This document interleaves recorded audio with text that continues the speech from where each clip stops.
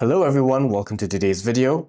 In today's video, I'm going to be showing you how to fix Play Store's waiting for Wi-Fi error. So the first thing that you can try and do is pull down on the quick settings and toggle between Wi-Fi and mobile data. You can try opening Play Store, tapping on your profile icon, heading over to settings, heading over to network preferences. Here you can find app download preference and change it to over any network. Tap on OK.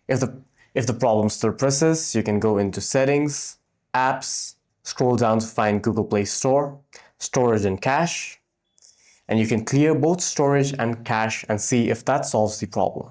Also, you need to make sure that you have enough storage on your phone. For that, head over to Storage.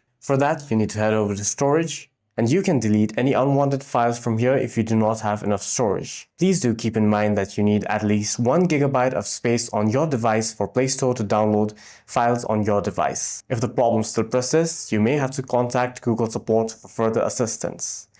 If you have any further questions, please feel free to leave a comment down below.